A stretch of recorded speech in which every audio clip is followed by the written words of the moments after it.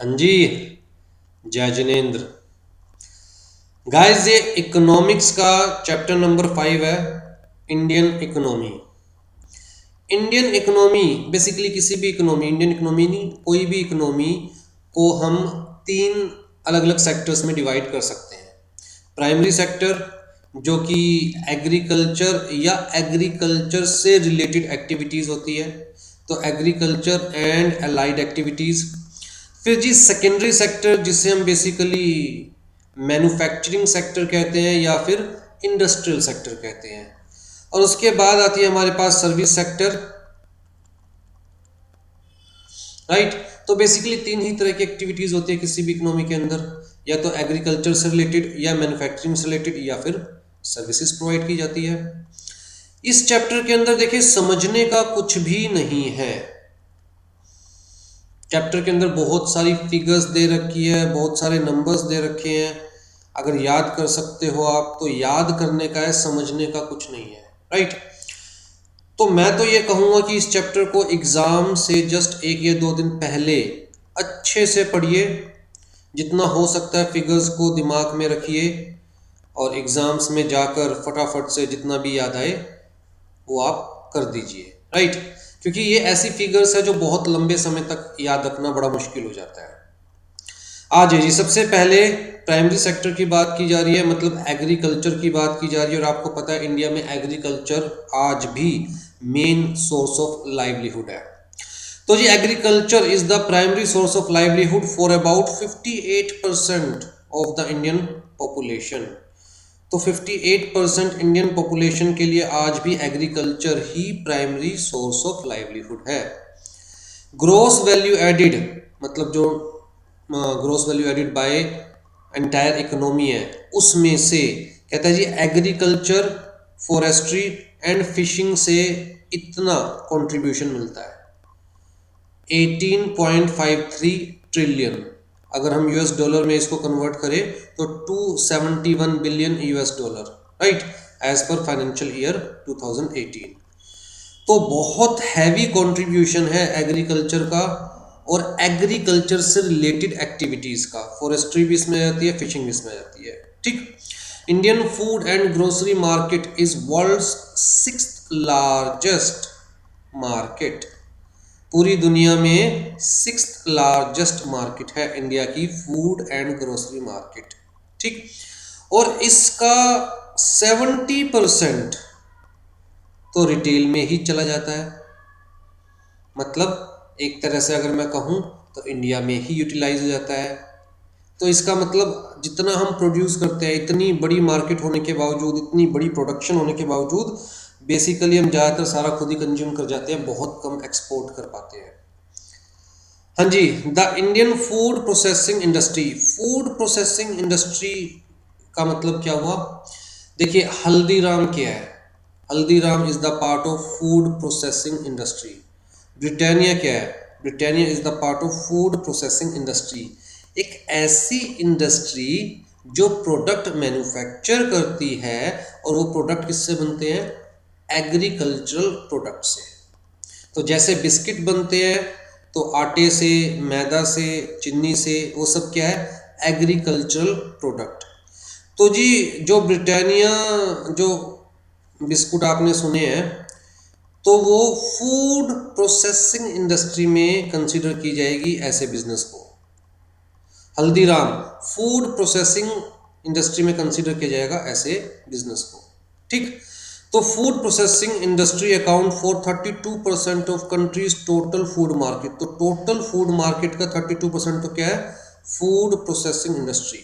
तो देखो दो तरह से हो गया ना, एक तो डायरेक्ट बीट आप परचेज करते हो, आटा बनाते हो और उसकी रोटी घर में बनाते हो, सब्जियां आप घर में लेके आते हो, सब्जी बनाते हो, दाल आप घर में लेके आते हो, दाल बनाते हो। और एक हो गया पैक्ड फूड। तो ये फूड प्रोसेसिंग इंडस्ट्री में मैं किसको लेके चलूंगा? जो पैक्ड फूड है, राइट। तो टोटल जो हमारी पास फूड मार्केट है उसका 32% क्या है? फूड प्रोसेसिंग इंडस्ट्री से आता है।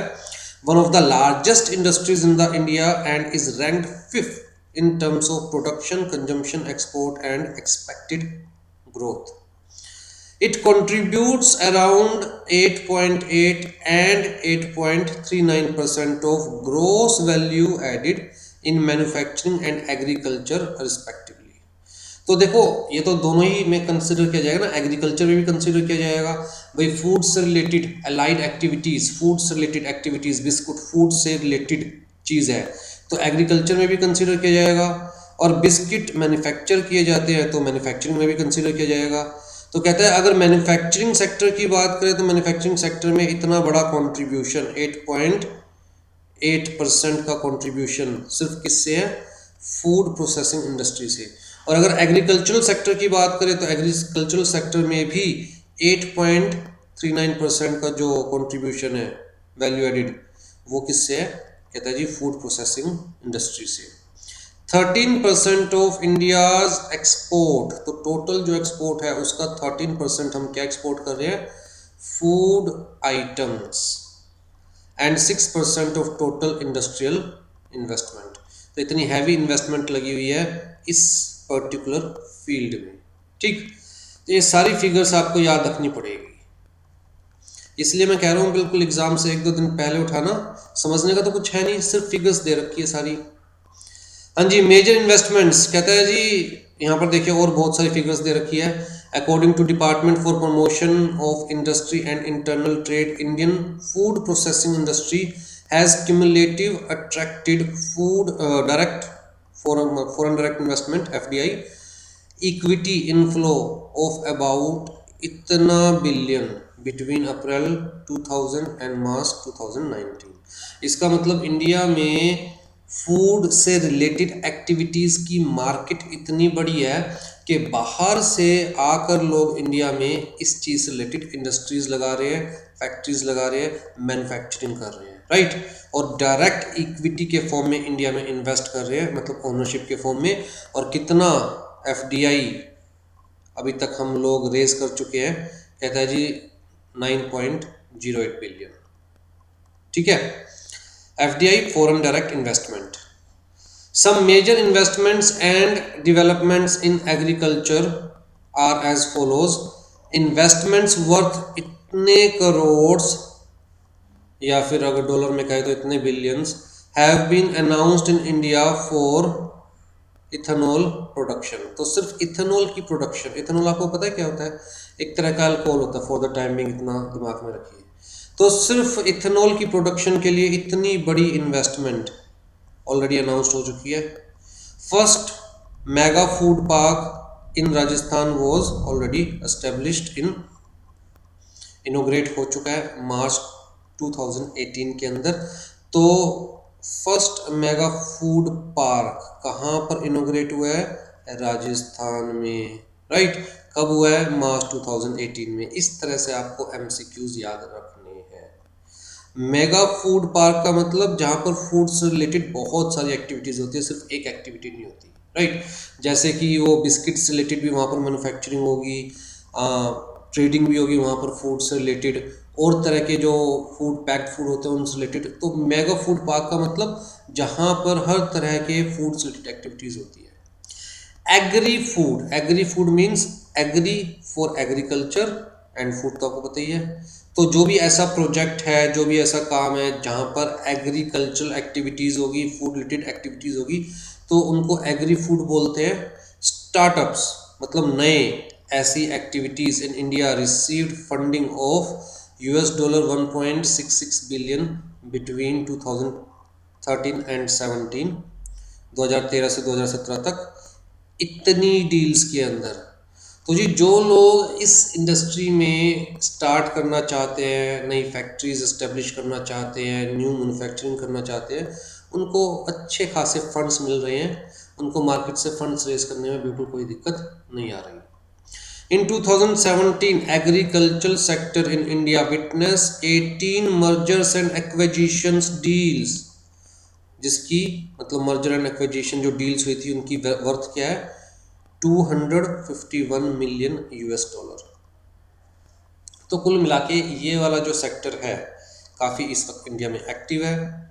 इंडिया प्रोडक्शन भी अच्छी खासी कर रहा है। फिर रो एग्रीकल्चरल प्रोडक्ट को प्रोसेस भी काफ़ी कर रहा है, इससे रिलेटेड इंडस्ट्रीज भी इंडिया में काफ़ी लग रही है, और लोग इवन यूथ भी इस फील्ड की तरफ जा रहा है, और इजीली फंड्स भी अवेलेबल हो रहे हैं, और बड़ी बड़ी कंपनीज आपस में टाई अप भी कर रही है, मर्जर्स भी कर रही है, एक दूसरे का एक्विजिशन भी कर रही है, राइट। तो काफ़ी मूवमेंट है इस सेक्टर के अंदर। हाँ जी, मेजर गवर्नमेंट इनिशिएटिव, अब अगेन बहुत सारी फिगर्स दे रखी है, पता नहीं कैसे याद करेंगे आप। Prime minister of India launched the प्रधानमंत्री किसान सम्मान निधि योजना, पीएम किसान इन शॉर्ट, प्रधानमंत्री किसान सम्मान निधि योजना, एंड ट्रांसफर्ड इतने crore rupees to the bank account of more than 10 million beneficiaries. किसानों के अकाउंट में इस योजना के अंतर्गत इतने करोड़ रुपीस ऑलरेडी ट्रांसफर हो चुके हैं ऑन February 24, 2019, राइट। आपने सुना होगा ना, हर किसान मतलब जो कैटेगरी दे रखी है, बहुत सारे किसानों को 2,000 रुपये उनके खाते में डायरेक्ट मिलेंगे, ये वही योजना है। The government of India has come out with the transport and marketing assistance। Main जो किसान है कहाँ पर मात खाता है कि भैया वो गांव में उगा रहा है फसल, लेकिन वो फसल टाइम से या तो शहर में पहुंच नहीं पाती, या पहुंचती है तो बीच में बहुत सारे इंटरमीडिएट्स होते हैं, राइट, घूसखोर जिन्हें कहते हैं। तो मेन चीज़ क्या है, कहता है कि भैया ट्रांसपोर्ट एंड मार्केटिंग असिस्टेंस अगर मिल जाए फार्मर्स को, तो उनको उनके सामान के अच्छे खासे पैसे मिल सकते हैं। उसी पॉइंट ऑफ व्यू से ये स्कीम लॉन्च की गवर्नमेंट ने, to provide financial assistance for transport and marketing of agricultural products in order to boost the agriculture export. फिर जी एग्रीकल्चरल एक्सपोर्ट पॉलिसीज 2018 अनाउंस की गई इन दिसंबर 2018, राइट। और एम क्या है, to increase India's agricultural export to $60 billion by 2022 and $100 billion, कहता है, in the next few years with a stable trade policy design. तो अच्छा खासा टारगेट है कि जी एक्सपोर्ट इतना हमने करना है बाय 2022, और इसको फिर इतना इंक्रीज करना है, $100 बिलियन तक इंक्रीज करना है। इन September 2018 the government of India announced इतने करोड़, कहता है जी प्रोक्योरमेंट पॉलिसी नेम क्या है, प्रधानमंत्री अन्नदाता आय संरक्षण अभियान, राइट। तो जिसके अंदर, इस पॉलिसी के अंदर देखो नाम अपने आप में देखिए आप, प्रधानमंत्री अन्नदाता आय, आय का मतलब तनख्वाह कह सकते हैं आप, राइट। संरक्षक अभियान मतलब उनकी एक मिनिमम आय को दिमाग में रखते हुए कि कम से कम इतना तो मिलना चाहिए, ये जो स्कीम है लॉन्च की गई थी, पॉलिसी लॉन्च की गई थी, under which states can decide the compensation scheme and can also partner with the private agencies to ensure fair price for farmers in the country. तो बेसिकली इस स्कीम का मेन मोटिव क्या है कि अगर किसी किसान को नुकसान हुआ है फ्लड की वजह से, क्लाइमेट की वजह से, सूखा पड़ने की वजह से, तो उसको क्या कंपनसेशन देना है, तो इस ये जो पैसा है इसमें से कंपनसेशन दिया जाएगा। उसके अलावा जो किसान प्रोड्यूस कर रहा है उसे कम से कम मिनिमम अपने प्रोडक्शन का इतना अमाउंट तो मिलना चाहिए। भाई जिस तरह अगर कोई टमाटो प्रोड्यूस कर रहा है तो ऐसा तो नहीं ना कि ₹2 किलो ही मिले खाली उसे, भाई कम से कम फेयर प्राइस पे हम परचेज कर लेंगे, गवर्नमेंट परचेज कर लेगी किसान से, राइट। तो पैसा कहाँ से आएगा परचेज करने के लिए, इस स्कीम में से, ठीक, ताकि किसान को कम से कम एक मिनिमम अमाउंट मिलती रहे, वही स्कीम का नाम है, right. In September 2018 the cabinet committee on economic affairs approve इतने crore assistance package for sugar industry in India. The government of India is going, अच्छा शुगर इंडस्ट्री को असिस्टेंस मिलेगी, शुगर इंडस्ट्री अच्छे से चलेगी तो गन्ना किसान को भी मदद होगी। क्यों? क्योंकि अगर शुगर इंडस्ट्री प्रॉपर वर्क करेगी तो शुगर इंडस्ट्री कहाँ से लेती है रॉ मटेरियल, गन्ना किसान से, तो गन्ना किसान को भी प्रॉपर वो पैसे देंगे, right. Government of India is going to provide rupees 2000 crore for computerization of primary agricultural credit society to ensure cooperatives are benefited through digital technology. तो बेसिकली अगर हम गांव के लेवल पर देखें तो वहाँ पर तो बैंक वगैरह क्रेडिट नहीं देते, वहाँ पर क्रेडिट सोसाइटीज़ होती है, कोऑपरेटिव सोसाइटीज़ होती है जिन्हें हम कोऑपरेटिव सोसाइटीज़ बोलते हैं, राइट। तो प्राइमरी एग्रीकल्चर क्रेडिट सोसाइटीज़ जो कि एग्रीकल्चर के पॉइंट ऑफ व्यू से फार्मर्स को लोन देती है, राइट। और इनके पीछे खड़ी होती है सेंट्रल गवर्नमेंट, स्टेट गवर्नमेंट। तो जी अगर इनका पैसा जनरली डूबता है, बहुत सारा डूबता है, किसानों को जो लोन दिया जाता है वो पैसा बहुत सारा डूबता है। आपने सुना होगा ना, गवर्नमेंट ने कर्जा माफ़ कर दिया। तो कर्जा माफ़ कर दिया तो बैंक ने या इन सोसाइटीज़ ने थोड़ी ना माफ़ किया कर्जा, किसने माफ़ किया? गवर्नमेंट ने। तो इन सोसाइटीज़ ने जो लोन दे रखा है फार्मर्स को, वो लोन गवर्नमेंट माफ़ कर रही है, तो इनको पैसा कौन देगी? गवर्नमेंट देगी, राइट। तो उस पॉइंट ऑफ व्यू से इतना अलग से मतलब अलग अलग स्कीम्स में खर्चा किया जाता है। और इसी पॉइंट ऑफ व्यू से इनकी डिजिटलाइजेशन पे खर्चा किया गया। कितना अजी, इतना खर्चा करेंगे हम लोग, ठीक। With an aim to boost innovation and entrepreneurship in agriculture, the Government of India is introducing a new Agri Udan program to mentor startups and to enable them to connect with the potential investors। तो एक ऐसा programme जिसका नाम इन्होंने रखा agree उड़ान, ताकि ज़्यादा से ज़्यादा लोग एग्रीकल्चरल सेक्टर के अंदर इंटरेस्ट शो करें, राइट। और ऐसा नहीं है कि हर यूथ को डॉक्टर ही बनना है, हर यूथ को सीए ही बनना है, हर यूथ को सीएस ही बनना है।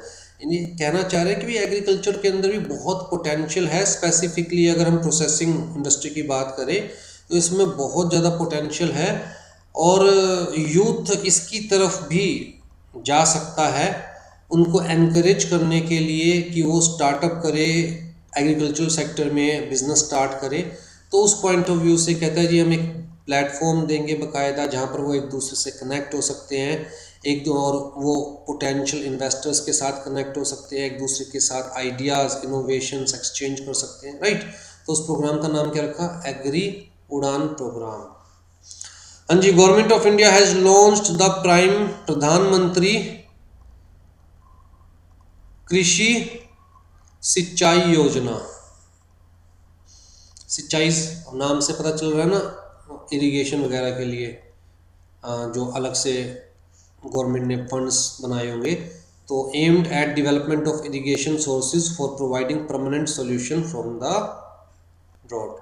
सूखे से किसानों को बचाने के लिए, ताकि उनको प्रॉपर पानी मिलता रहे इरिगेशन के पॉइंट ऑफ व्यू से, तो गवर्नमेंट ने इतनी इन्वेस्टमेंट करने की सोची है।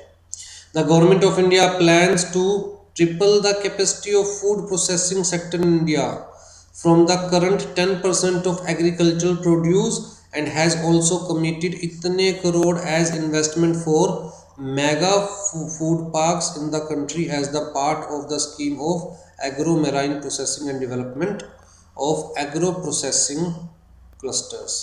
तो कुल मिला के बड़े लंबे चौड़े प्लान्स है कि फूड प्रोसेसिंग कैपेसिटी 3 गुना कर दी जाएगी आगे जाकर, राइट। एट प्रेजेंट कितनी है? कहता है जितना भी एग्रीकल्चर प्रोड्यूस होता है, गेहूँ है, चीनी है, चावल है, इनको हम बोलेंगे बेसिक एग्रीकल्चरल प्रोड्यूस, राइट। उसका अभी सिर्फ 10% ही फूड प्रोसेसिंग सेक्टर यूटिलाइज कर पा रही है। इसको ट्रिपल करना कि उसका 30% फूड प्रोसेसिंग सेक्टर यूटिलाइज करे, पैक्ड फूड बनाए, एक्सपोर्ट करे, राइट। और उसी पॉइंट ऑफ व्यू से कहता है जी बहुत सारे मेगा फूड पार्क्स भी ओपन करने की सोची जा रही है। Government has allowed 100% FDI for indirect investment in marketing of food products and in food products e-commerce under automatic route। तो जी ऑटोमेटिक रूट होता है, एक अप्रूवल रूट होता है FDI के अंदर, जो हमारे पास चैप्टर 4 है उसके अंदर कम्प्लीटली बताया गया है कि FDI क्या होता है, और अगर आपने पढ़ा हो या याद हो तो, राइट।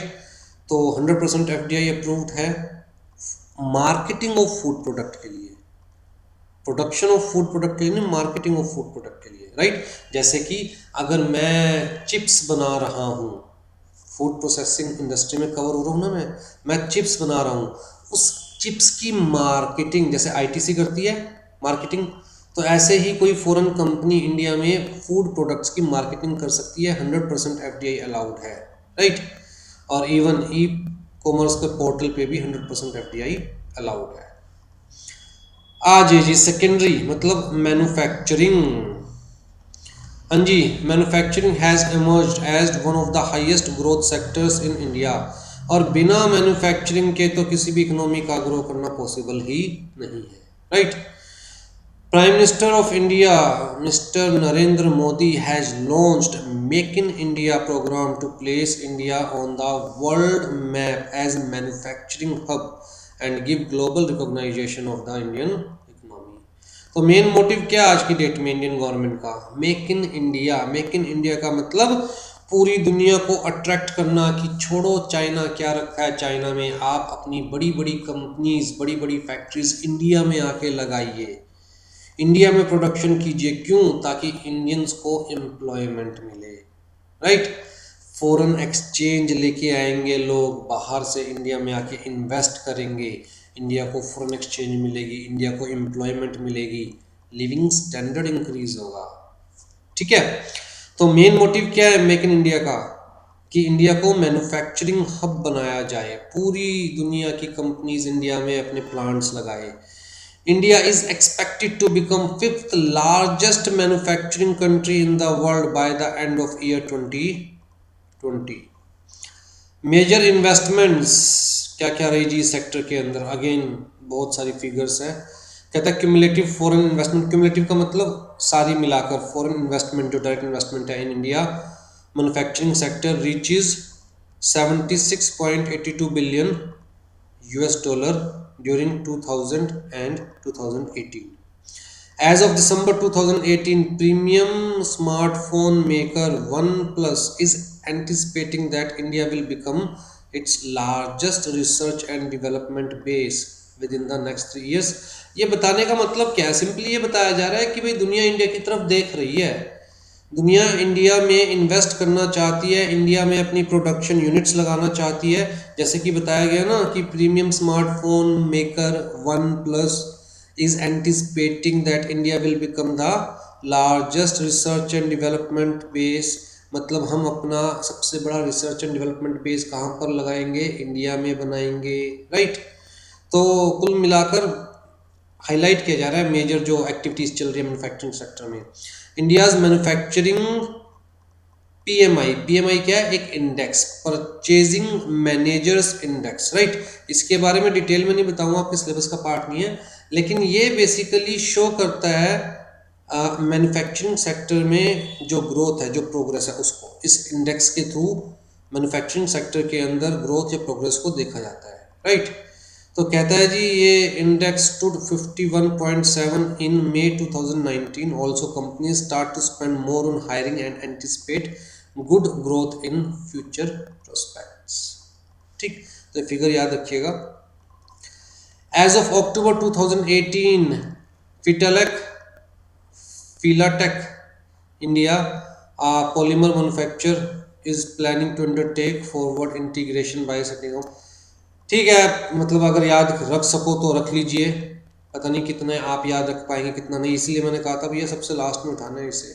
सिर्फ रट्टे मारने वाली चीज़ें इस चैप्टर के अंदर बहुत कम है जो समझने वाला पार्ट है। The government of India has taken several initiatives to promote a healthy environment for the growth of manufacturing sector in India. देखिए जी बहुत सारे यहाँ पर दे रखे हैं। कहते हैं इन अक्टूबर 2018 government of India released the draft national policy on electronics which has envisaged creation of $400 billion electronics manufacturing industry in the country by। तो कुल मिला के एक national policy on electronics government ने अभी मतलब ड्राफ्ट फॉर्म में रिलीज किया है, फाइनलाइज फॉर्म में नहीं, जिसका मेन टारगेट क्या है कि इंडिया के अंदर इलेक्ट्रॉनिक आइटम की मैन्युफैक्चरिंग बहुत ज़्यादा बढ़ जाए, राइट। इलेक्ट्रॉनिक मैन्युफैक्चरिंग इंडस्ट्री बहुत ज़्यादा स्ट्रॉन्ग हो जाए और इंडिया सिर्फ इंडिया के लिए नहीं बल्कि पूरे वर्ल्ड के लिए इलेक्ट्रॉनिक आइटम्स मैन्युफैक्चर करना शुरू करे। In September 2018, Government of India exempted 35 machine parts from basic custom duty। क्यों बताया जा रहा है कि भैया आप मशीन्स इंडिया में मंगाइए तो कस्टम ड्यूटी जो है हम फ्री कर रहे हैं ताकि आपको मशीन की कॉस्ट कम पड़े। आप ज़्यादा से ज़्यादा इंडिया में, अब जिस तरह बाहर वालों को पता है, अगर मान लो कोई यूएसए में बहुत बड़ी एक बंदा जो यूएसए का है वो बहुत बड़ी electronic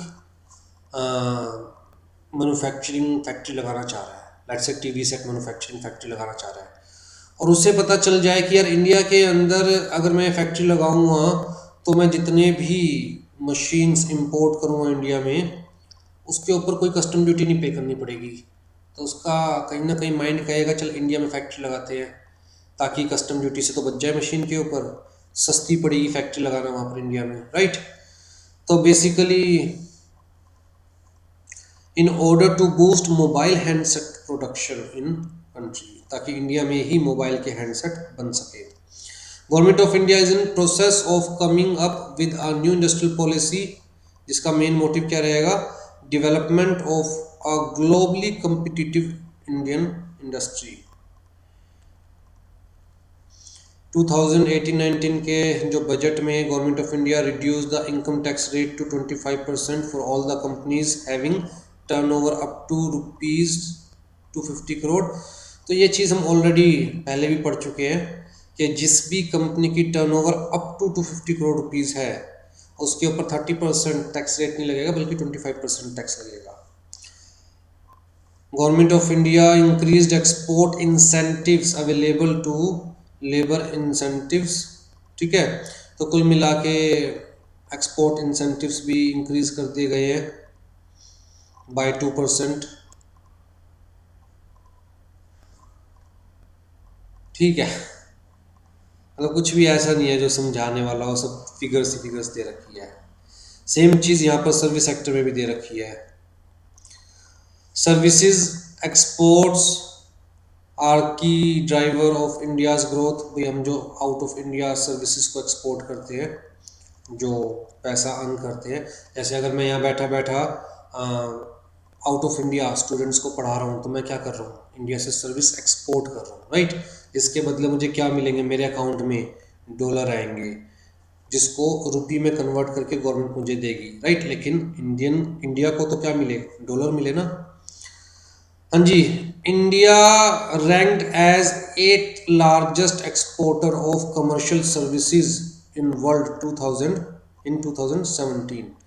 India is currently second largest telecommunication market. तो टेलीकम्युनिकेशन मार्केट तो बट ऑब्वियस सी बात है, जब पॉपुलेशन इतनी ज़्यादा है तो टेलीकम्युनिकेशन मार्केट तो इंडिया में बड़ी होगी। And has the second highest number of internet users in the world. या पॉपुलेशन इतनी ज़्यादा है तो अच्छा, ये एमसीक्यू के पॉइंट ऑफ व्यू से याद रखिएगा।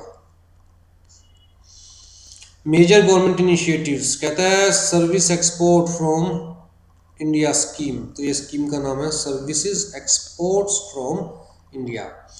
तो जी this scheme is aimed at promoting export of services from India. इसमें क्या पढ़ाने का है, अगेन वही सारी फिगर्स दे रखी है। Under this scheme, a reward of 3 to 5% of net foreign exchange earned is given for Mode 1 and Mode 2 services। अब जब तक आपको Mode 1 and Mode 2 सर्विसेज नहीं पता होगी तब तक चीज़ समझ में तो आ नहीं सकती, और Mode 1 and Mode 2 सर्विसेज समझाने के लिए पहले पूरा फॉरेन एक्सचेंज का चैप्टर समझाना पड़ेगा जो कि एग्जीक्यूटिव लेवल पर है। यही कहूँगा भी फॉर द टाइमिंग इस चीज़ के रट्टे मारे जाए और क्या इलाज आपके पास, राइट। एक तो स्कीम्स के नाम याद होने चाहिए और उसके अंदर कोई अगर स्पेसिफिक पॉइंट है तो वो याद होना चाहिए। National tourism policy, but obvious सी बात है नेशनल टूरिज्म पॉलिसी की क्या मेन वो रहेगा सेंटर पॉइंट कि इंडिया को एक टूरिस्ट हब बनाया जाए, मस्ट सी डेस्टिनेशन बनाया जाए for global travellers. National health policy, right, कि इंडिया के अंदर ही बहुत अच्छी हेल्थ सर्विसेज प्रोवाइड की जाए at affordable cost. National education policy, कि इंडिया के अंदर ही बहुत अच्छी एजुकेशन प्रोवाइड की जाए again at affordable cost. FDI policy, FDI इतनी बार यूज हो रहा है, आई थिंक आपको एफडीआई क्लियर है ना वर्ड। एफडीआई का मतलब जब कोई फॉरेनर इंडिया में एज ओनर इन्वेस्ट करता है। भाई बाहर वाला इंडियन को उधार भी दे सकता है, लेकिन बाहर वाला इंडिया में एज ओनर इन्वेस्ट भी कर सकता है, राइट। अगर कंपनी की बात करें तो कंपनी के इक्विटी शेयर परचेज करेगा तो एज ओनर इन्वेस्ट कर रहा है। पार्टनरशिप की बात करें तो किसी इंडियन के साथ पार्टनर बनेगा तो एज ओनर इन्वेस्ट कर रहा है। सोल प्रोप्राइटरशिप की बात करें तो बाहर वाला मतलब फॉरेनर इंडिया में आकर इंडिविजुअली इन्वेस्ट करेगा तो एज ओनर इन्वेस्ट कर रहा है, राइट। तो जी एफडीआई के ऊपर जैसा कि हमने क्लास में जो लाइव सेशन चला था उसमें डिस्कस किया था, एफडीआई के ऊपर मतलब अलग अलग सेक्टर्स में एफडीआई कैप थे। भाई रिटेल सेक्टर में इससे ज़्यादा एफडीआई अलाउड नहीं है, एजुकेशन सेक्टर में इससे ज़्यादा एफडीआई अलाउड नहीं है। लेकिन अब ज़्यादातर सारे कैप्स हट गए हैं, मतलब एक फॉरेनर इंडिया में आकर 100% अपनी इन्वेस्टमेंट के साथ काम स्टार्ट कर सकता है, और वो भी ऑटोमेटिक रूट के अंदर। मतलब कोई गवर्नमेंट से या आरबीआई से अप्रूवल लेने की जरूरत नहीं है। तो 100% FDI is allowed under automatic route in scheduled air transport service, regional air transport service and domestic scheduled passenger airlines.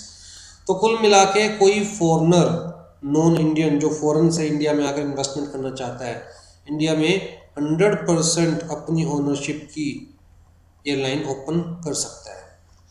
Approval of 100% FDI in aviation for foreign carriers. तो ये आपको याद रखना पड़ेगा कि कहाँ 100% है, वैसे हर जगह 100% ही हो गया है। ये देखो ना, हेल्थ सेक्टर के अंदर, हॉस्पिटैलिटी में, टूरिज्म में 100% हो गया है, ठीक है। एजुकेशन सेक्टर में 100% एफडीआई है, हेल्थ सेक्टर के अंदर 100% एफडीआई है।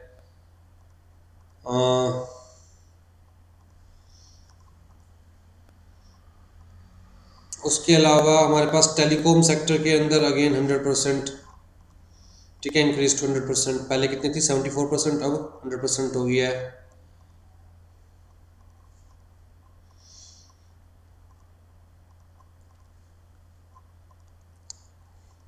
आ जाओ जी, agricultural and industrial policy of India. तो यहाँ पर बेसिकली ये दे रखा है कि 5 ईयर प्लान्स के बारे में तो आपको पता है, आप सब लोगों ने पढ़ रखा है कि आज़ादी के बाद इंडिया की डेवलपमेंट के लिए गवर्नमेंट 5 ईयर प्लान्स लाया करती थी, राइट। और 5 ईयर प्लान्स के अंदर डिसाइड किया करती थी कि अगले 5 सालों में किस चीज़ की डेवलपमेंट ज़्यादा ज़रूरी है, गवर्नमेंट को अपने रिसोर्सेज कहाँ पर यूज़ करने हैं, डिप्लॉय करने हैं, राइट। कब एग्रीकल्चरल सेक्टर को ज़्यादा डेवलप करना है, कब इंडस्ट्रियल सेक्टर को ज़्यादा डेवलप करना है, कब सर्विस सेक्टर को ज़्यादा डेवलप करना है। तो जी agricultural and industrial policy of India, जिसमें पार्ट ए है एग्रीकल्चरल पॉलिसी क्या रही है शुरुआत से लेकर सिंस इंडिपेंडेंस। तो जी जो हमारा फर्स्ट 5 ईयर प्लान था 1951 से 1956 तक, इसके अंदर एग्रीकल्चरल पॉलिसी क्या रही इंडिया की।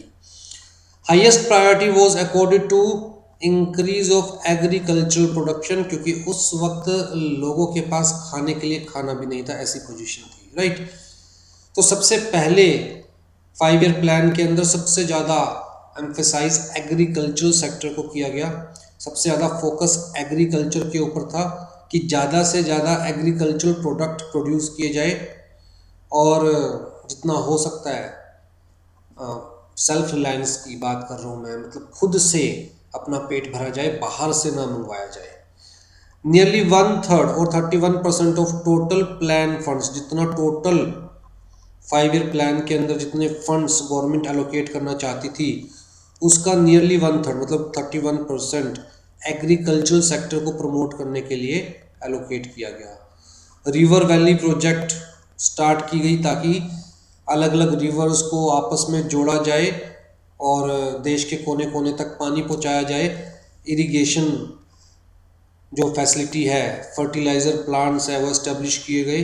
Production of food grain increase by 36% in a short span of 5 years. तो इस 5 ईयर प्लान में, मतलब फर्स्ट 5 ईयर प्लान में सबसे ज़्यादा एग्रीकल्चरल सेक्टर को प्रमोट करने की बात की गई थी, और उसका इफेक्ट भी आया। भाई 5 सालों के अंदर 36% फूड ग्रेन्स की प्रोडक्शन इंक्रीज हो गई, ठीक है। फिर जी second 5 year plan, only 20% of the plan allocation was devoted to agriculture. First 5 year plan में 31%, सेकंड 5 ईयर प्लान में सिर्फ 20%, राइट। लेकिन फिर भी कहता है food grain production exceeded the target due to extension of irrigation facilities and use of chemical fertilisers. तो जी जो फर्स्ट 5 ईयर प्लान के अंदर ये इरिगेशन फैसिलिटीज और फर्टिलाइजर प्लांट्स के ऊपर इन्वेस्ट किया गया था, रिवर वैलीज प्रोजेक्ट के ऊपर इन्वेस्ट किया गया था, आपस में रिवर्स जोड़ी गई थी, देश के कोने कोने तक पानी पहुंचाया गया था, उसका इफेक्ट सेकंड 5 ईयर प्लान में भी दिखाई दिया। जबकि गवर्नमेंट ने रिसोर्सेज कम एलोकेट किए थे, उसके बावजूद जो भी उस वक्त टारगेट लेके चले थे, कहते उस टारगेट से ज़्यादा ही प्रोडक्शन रही एग्रीकल्चर प्रोडक्ट की। थर्ड 5 ईयर प्लान 19, अच्छा ये साथ में ईयर भी याद रखिएगा, 1961 से 1966 तक। Priority were on self sufficiency of food grains की, यार बाहर से ना मंगाओ, कम से कम अपने देशवासियों का पेट तो खुद भरो। अगर तुम एक्सपोर्ट नहीं कर सकते तो कम से कम इंपोर्ट तो मत करो, तो कम से कम इतना तो प्रोड्यूस करो कि सेल्फ रिलायंस सेल्फ सफिशिएंसी वाला काम हो जाए। Meeting the raw material needs of industries and increase in exports. During this period, Green Revolution program was started on a small scale, but this plan failed. उस वक्त basically war वगैरह start हो गए थे और सूखा भी पड़ा था।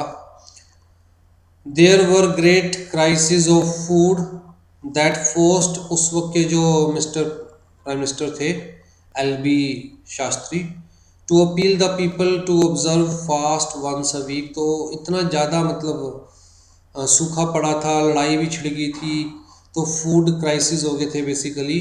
और मिस्टर प्राइम मिनिस्टर ने अपील की थी पूरे देशवासियों से कि हर कोई वीक में कम से कम एक दिन का फास्ट रखे। 3 एनुअल प्लान्स उस वक्त जो आए, मतलब 66 में 67 में, ये जो 3 एनुअल प्लान्स जो आए हमारे पास, agriculture recorded 6 to 9% annual growth under the impact of green revolution. ये इस थर्ड 5 ईयर प्लान के बाद के जो 3 एनुअल प्लान्स आए थे, राइट। 5 ईयर प्लान जो थर्ड 5 ईयर प्लान था उसमें तो हमारा ग्रीन रेवोल्यूशन फेल हो गया था।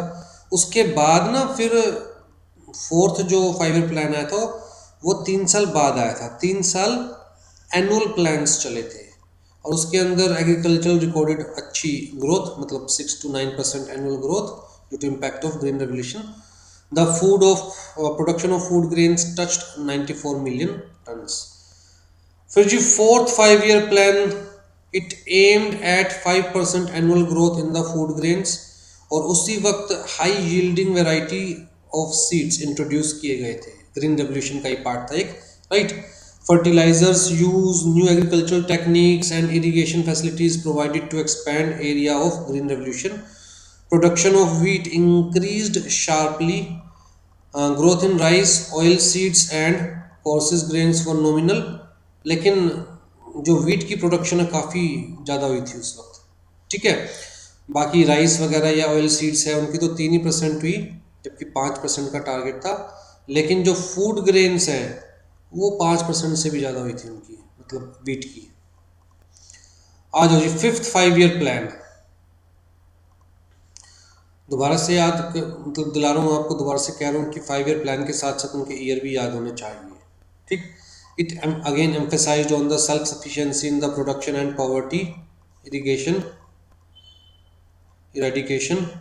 Stress was laid on extension of irrigation, expansion in cultivated areas of high yielding variety seeds and grant of loans and subsidies to the farmer. Dry farming was propagated. Dry farming का मतलब जहाँ कम पानी है, जहाँ ज़्यादा सूखा पड़ता है, वहाँ पर उसी हिसाब से प्रोडक्शन कीजिए, क्या उग सकता है ये देखिए, राइट।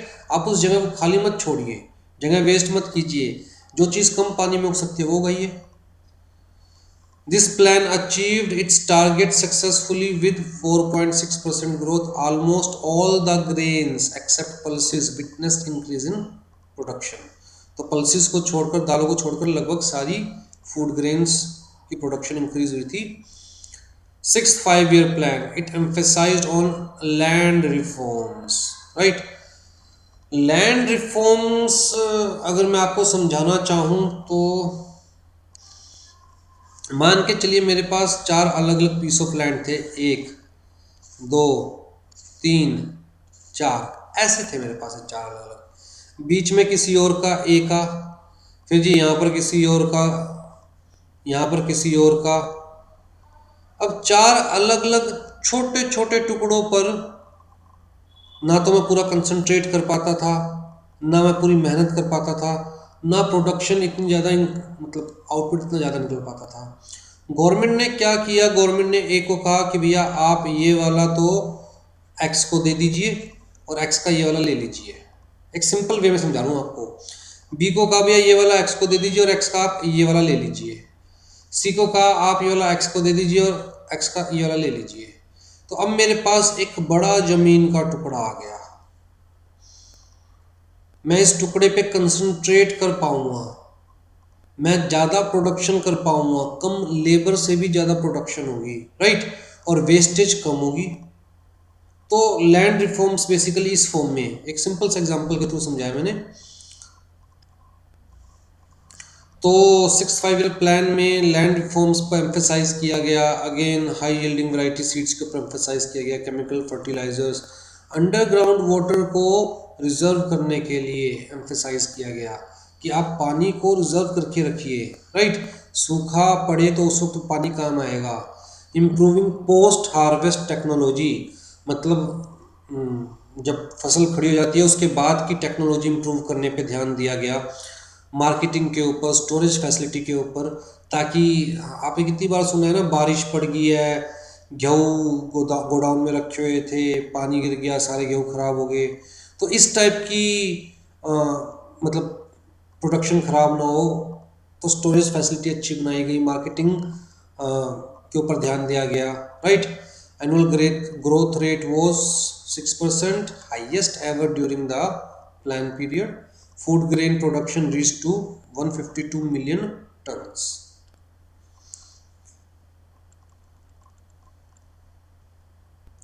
Seventh 5 year plan.